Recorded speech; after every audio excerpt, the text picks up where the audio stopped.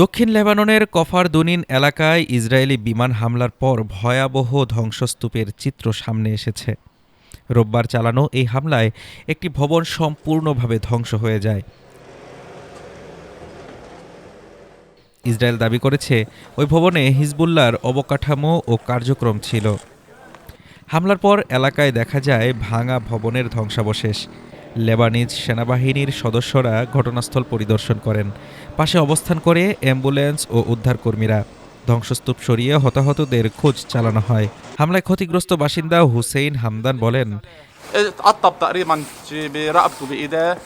আমাদের জীবিকা যার মূল্য ছিল লাখ লাখ, সব শেষ হয়ে গেছে।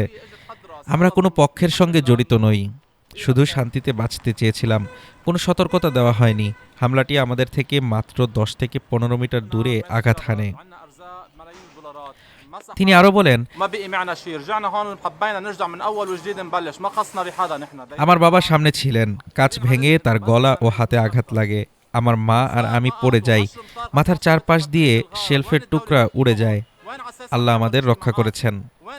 লেবাননের জনস্বাস্থ্য জরুরি অপারেশন সেন্টার জানিয়েছে, খেরবেত সেলেম ও কফর দুনিনের মধ্যবর্তী এলাকায় চালানো এই হামলায় একজন নিহত হয়েছেন এবং আরও 5 জন আহত হয়েছেন। এদিকে ইসরায়েলি প্রতিরক্ষা বাহিনী আইডিএফ হামলার বিষয়ে বিবৃতি দিয়েছে।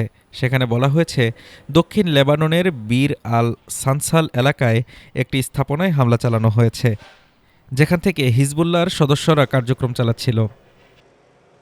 আইডিএফ আরও দাবি করে, সাম্প্রতিক সময়ে ওই স্থানে হিজবুল্লাহর তৎপরতা শনাক্ত করা হয়। এটি তাদের অস্ত্র তৈরির একটি কেন্দ্র হিসেবে ব্যবহৃত হচ্ছিল। এই হামলাটি এমন এক সময়ে চালানো হলো যখন 2024 সালের 27 নভেম্বর ইসরায়েল ও হিজবুল্লাহর মধ্যে যুদ্ধবিরতির ঘোষণা দেওয়া হয়েছিল। তবে ইসরায়েল বলছে, হিজবুল্লাহর অবকাঠামো লক্ষ্য করে তারা এখনও হামলা চালিয়ে যাচ্ছে।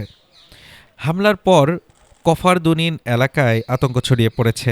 স্থানীয়রা বলছেন, যুদ্ধবিরতির মধ্যেও এ ধরনের হামলা সাধারণ মানুষের জীবনে নতুন করে অনিশ্চয়তা তৈরি করছে। Desk report, Dhaka today.